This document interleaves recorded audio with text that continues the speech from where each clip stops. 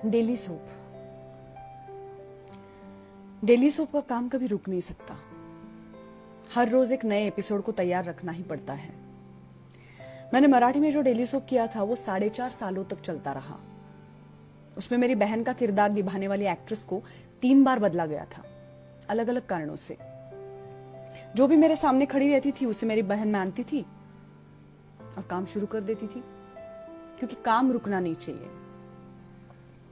कभी कभी जिन कलाकारों की जरूरत होती थी उनके पास डेट्स नहीं होती थी। तब हमारे डेली सोप की कथा एक नदी की तरह कलाकार ना होने के पत्थर को लांघकर किसी और ही दिशा में बहती थी।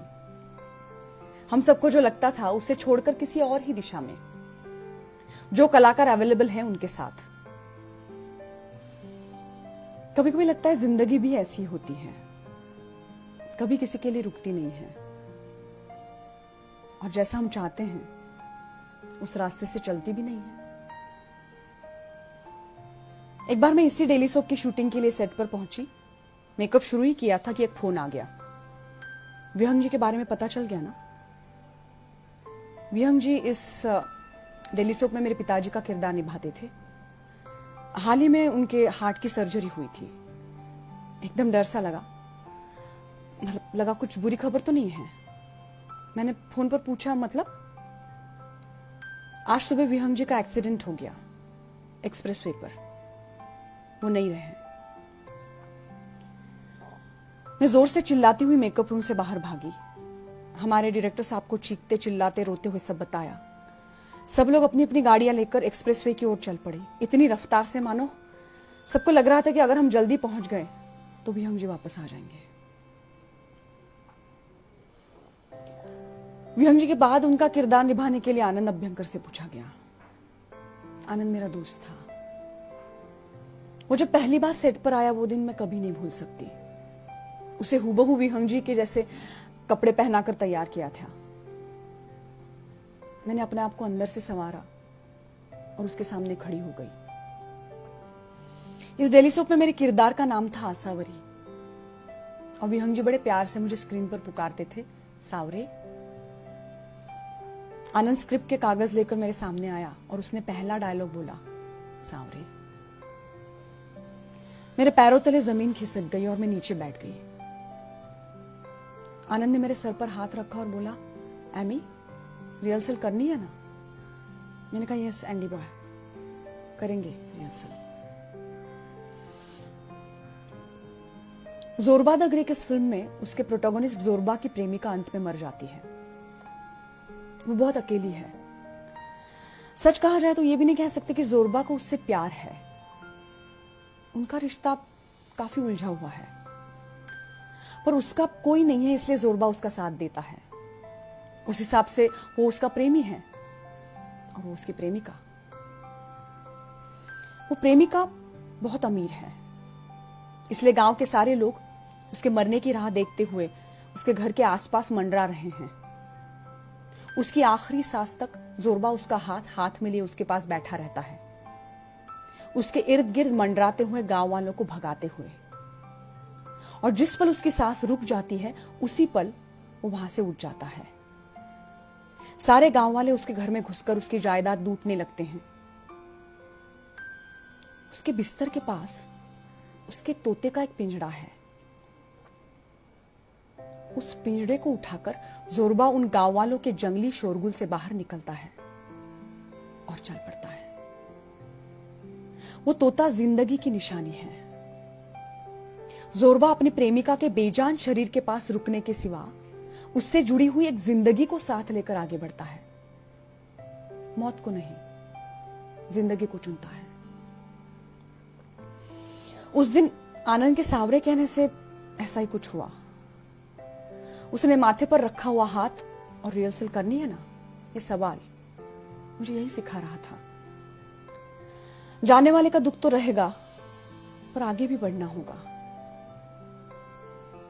आनंद बहुत सारी मुश्किल बातें प्यार से समझाया करता था। उसने ऐसा क्यों किया, वो वैसा क्यों करता है, इस तरह के मेरे रूठे हुए सवालों के जवाब वो बहुत शांति से देता था। उन जवाबों से वो कभी सामने वाले को नीचा नहीं दिखाता था, बल्कि समझाता था। वो कभी किसी का मजाक नहीं उड़ाता था। इसका मतलब ये नहीं था कि वो भोला भाला था, सब समझता था, पर उसे सुकून से भरी हुई सयानी जिंदगी पसंद थी। उसका चेहरा हमेशा हंसता हुआ बार बार आंखों के सामने आता है। कभी कभी जिंदगी में कुछ ऐसी घटनाएं घटती हैं जिनके सामने डेली सोप भी फीका पड़ जाए। जिस एक्सप्रेसवे पर विहंग जी गुजर गए, उसी पर आनंद का गुजर जाना, यह भयानक संयोग अगर किसी डेली सोप में दिखाया गया तो झूठ लगेगा। विहंग जी की तरह आनंद ने भी निकलते हुए पूरी सावधानी बरती थी। हाईवे पर बीच वाली लेन में सिर्फ 80 की रफ्तार से जा रहा था वो। रास्ते की दूसरी तरफ से आने वाला टेम्पो बीच वाले डिवाइडर को लांघ कर आनंद की गाड़ी से टकराया। आनंद के साथ हमारा और एक दोस्त अक्षय भी गाड़ी में था। दोनों गुजर गए अक्षय के एक छोटे से बच्चे के साथ। हर किसी को एक न एक दिन ये दुनिया छोड़कर जाना है, मालूम है, लेकिन इस तरह से गुजर जाए कोई तो उसका सामना कोई कैसे करे। शायद सुनने में बचकाना लगे किसी को, लेकिन ऐसे वक्त पर मन करता है कि सब तहस नहस कर दूं। कौन है वो कायनात में छिपी शक्ति जो कभी दिखती नहीं है लेकिन तय करती है कौन कब जाएगा। उसे रोते चिल्लाते बताने का मन करता है कि गलत गलत गलत, सब गलत किया है तुमने। पूरी सावधानी बरती थी, सब चीजों का ख्याल रखा था, तो और क्या करे कोई। सब कुछ सही हो, इसलिए इतना सब करने के बावजूद एक क्षण में सब फिजूल हो जाता है। कितने मंसूबे बनाते हैं हम लोग, ये करेंगे वो करेंगे, कर्जा लेते हैं, बुढ़ापे के लिए पैसे बचाते हैं, उसके लिए अभी से मन और शरीर को थपकाते हैं, एक एक पैसा बचाते रहते हैं। वो सब इस तरह से एक क्षण में तबाह हो सकता है। भूस्खलन हो सकता है, गाड़ियां धीरे से चलाइए। इस सूचना का क्या मतलब क्या है? अगर गाड़ियां धीरे से चलाई तो वो जमीन का टुकड़ा जो पहाड़ पर से फिसल रहा है उससे हम बच सकते हैं। बचपन में लगता था कितना भी बड़ा संकट हो पिताजी जरूर बचाएंगे, वो सब कुछ कर सकते हैं, हमें चिंता करने की कोई जरूरत ही नहीं है। एक बार मैं, मेरी माँ, पिताजी और मेरा भाई जय सुबह जल्दी रिक्शा से स्टेशन पर जाने के लिए निकले थे। हम वाई जाने वाले थे हमारी बुआ से मिलने। सुबह जल्दी की बस का रिजर्वेशन था। बुआ से मिलकर आगे हम महाबलेश्वर जाने वाले थे। बड़ा मजा आने वाला ऐसा लग ही रहा था कि घर के बाद वाले पहले ही मोड़ पर रास्ते पर बिछी हुई रेत पर रिक्शा फिसल गई, पूरी उल्टी पुल्टी हो गई। एक क्षण तो कुछ समझ में नहीं आया। मैं और पिताजी जिस ओर बैठे थे उसके दूसरी ओर रिक्शा पलटी हुई थी, इसलिए हम दोनों रिक्शा से बाहर थे। रिक्शा जिस ओर पलटी थी उस ओर मेरी मां और मेरा भाई था। वो दोनों रिक्शा के नीचे दब गए थे। नीचे वो किस अवस्था में है कुछ दिख नहीं रहा था। उस वक्त मेरे पिताजी का जो चेहरा मैंने देखा वो मैं कभी भूल नहीं सकती। उस आदमी ने अकेले जी जान से जोर लगाकर वो रिक्शा उठाई। मां और भाई को ज्यादा लगा नहीं था, हम बच गए। तब से लगता था बस अब कभी भी कहीं भी कुछ उल्टा पुल्टा हो गया तो पिताजी सुपरमैन जैसे आएंगे और मुझे बचाएंगे। पर जैसे बड़ी होती गई वैसे पता चला मेरे पिताजी सुपरमैन नहीं है, एक इंसान है। कोई और ही है उनसे बड़ा, सबसे बड़ा, जो सब संभालता है पूरी दुनिया को। या फिर कोई नहीं है। अपने अपने रास्ते से अपने अपने हिसाब से चीजें घटती जाती हैं। कोई तो शक्ति है, ये शायद एक कल्पना तो नहीं है जो हमने खुद को समझाने के लिए निर्माण की है। जो है सो है। हर एक घटना को हम तर्क के धागे में गूंथने की कोशिश करते हैं, लेकिन कुछ घटनाओं को नहीं गूंथ सकते।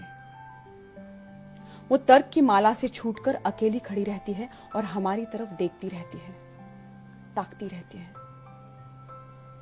ये ऐसा है इसलिए वो वैसा है, इस तरह से हम सब घटनाओं का वर्णन नहीं कर सकते।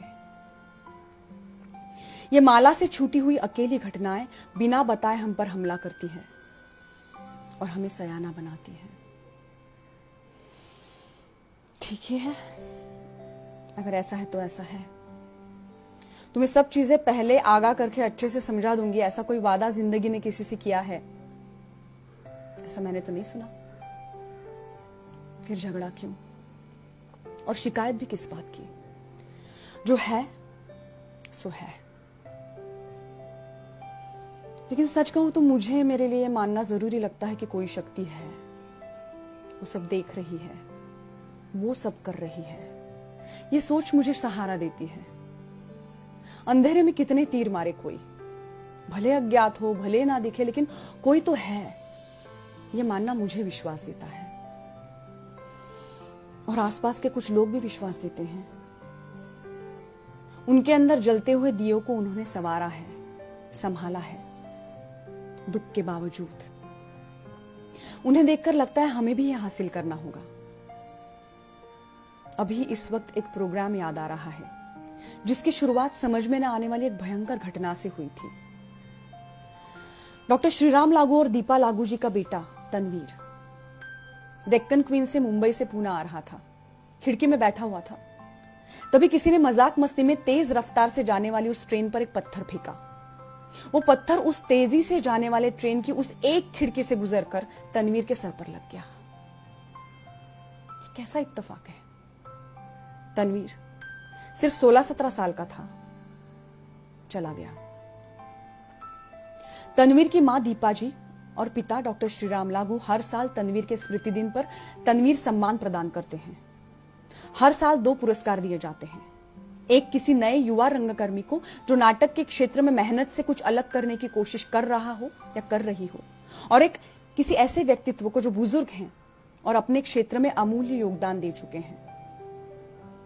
जिस साल ये पुरस्कार प्रदीप वैद्य और गिरीश कर्नाड जी को मिला था, उस साल के अपने भाषण में प्रदीप ने एक बहुत अच्छी बात कही थी। दीपा लागू और डॉक्टर लागू जी ने अपने गहरे दुख से कुछ सुगंधित फूल बनाए हैं जिन्हें वो हर साल इन पुरस्कारों के रूप में बांटते हैं। उसकी ये बात सुनकर मुझे लगता है इन सुगंधित फूलों में उन्होंने उनके बिखरे हुए दुख को समेटा है, उसे आकार दिया है। दुख के बवंडर में फंसने से खुद को बचाकर खुद ही खुद को संभाला है। मुझे ये सीखना है, सीखना ही है। उसके लिए मेरे पास कितना वक्त है मुझे पता नहीं। मेरी जिंदगी मुझे आगे कहां ले जाने वाली है मुझे मालूम नहीं। हाल ही में मैं एक प्रोग्राम का एंकरिंग कर रही थी। प्रोग्राम से कुछ घंटे पहले थिएटर पर पहुंच गई। रंगमंच पर दिए लटकाए जा रहे थे। मुझे इस प्रोग्राम के बारे में प्रोग्राम की निर्देशिका से कुछ बात करनी थी, जो रंगमंच के सामने एक कुर्सी पर बैठी थी। मैं रंगमंच से जुड़ी हुई सीढ़ियों से उतरकर उसके तरफ जा रही थी। जैसे ही मैं 2 सीढ़ियां नीचे उतरी, अचानक मेरे पीछे एक धम सी आवाज आई और बालों पर धूल जैसा कुछ उड़ा। देखा तो मेरे पीछे कुछ ही दूरी पर एक सीमेंट का टुकड़ा टेढ़ा मेढ़ा गिरा पड़ा था। ऊपर देखा तो छत बहुत ऊंचाई पर थी, जिसमें एक वैसा ही टेढ़ा मेढ़ा छेद बना हुआ था। सामने देखा तो मेरी निर्देशिका इतनी डरी हुई थी कि सुन्न हो गई थी। उसने अपना सर पकड़ा हुआ था और वो बुदबुदाई, बच गई तुम। सब कुछ एकदम शांत हो गया। कुछ पलों के लिए एक अजीब सा सन्नाटा छाया रहा। तभी थिएटर के कर्मचारी भागते हुए आए और बताने लगे, कोई तो ऊपर बल्ब लगाने गया था ना, तो सीलिंग का टुकड़ा ही छूट गया और गिर गया। मैंने हंसते हुए कहा, ऐसे कैसे गिर गया? आप चाहते क्या है? एक अभिनेत्री को रंगमंच पर ही? मुझे बीच में ही काटते हुए बोले, प्लीज मैडम, प्लीज ऐसा मत कहिए। मैं रुक गई। अचानक महसूस हुआ कि मैं बहुत डरी हुई हूं। मुड़कर उस सीमेंट के टेढ़े मेढ़े टुकड़े को देखा। मन ही मन उसे प्रणाम किया, एक क्षण देरी से गिरने के लिए। आगे आने वाली हर सांस के लिए मैं उस टुकड़े की आभारी रहूंगी। उस टुकड़े को प्रणाम करते हुए मेरे मन में कृतज्ञता है, जान बचने के लिए, लेकिन डर भी है। आगे जाकर फिर से इस तरह का कुछ हुआ और अगर जान नहीं बची तो? अभी तो बच गई, लेकिन आगे? लेकिन अगर इस आगे से डरते डरते जीती रही तो फिर जिंदगी जी भी तो क्या जी मैंने। जिंदगी मुझे कितने मौके और देगी मुझे पता नहीं। वो कोई ना दिखने वाली शक्ति होगी जिसे शायद मेरे जाने का पल पता होगा, लेकिन सचमुच उससे क्या फर्क पड़ता है? उस जाने वाले पल के पहले वाले हर एक पल पर मेरा हक है। उस हर एक पल का पूरा कर्जा मैं चुकाऊंगी, उस हर एक पल का मोल जानूंगी। वैसे भी मेरे हाथ में अगर उतना ही है तो उस उतना ही से जुड़ी हुई जो कटुता है और जो असहायता है उसे छोड़ने की मैं आज पूरी कोशिश करती हूं। ये उतना ही बहुत कुछ है, ये समझने की कोशिश करती हूं। आनंद, जिन्हें अलविदा कहने का भी अवसर नहीं मिला, ऐसे तुम्हारे जैसे कई लोगों के चले जाने की भारी कीमत देकर मैं ये सबक सीखती हूं। कल की रात खत्म हो चुकी है। उसके बाद आने वाला आज का ये दिन जब मैं जी रही हूं, तब आनंद तुम इस दुनिया में नहीं हो। लेकिन जब तुम थे, तब तुम्हारे शांत स्वर में तुमने ऐसी बहुत सारी चीजें मुझे समझाई हैं जो मैं नहीं समझ पाती थी। तुम्हारे जाने के इर्द गिर्द मेरे मन में जो जद्दोजहद चल रही है, उसे शांत करने के लिए तुमने सिखाई हुई समझदारी मेरा साथ देगी। जोरबा ने जिस तरह अपनी प्रेमिका का तोते का पिंजरा उठाया, उसी तरह हम सब अपनी अपनी औकात से तुमसे तुम्हारी समझदारी उठाएंगे। हमने रिहर्सल तो की है आनंद, लेकिन अब हकीकत में जिंदगी का ये सीन तो मुझे अकेले ही निभाना पड़ेगा, हर रोज।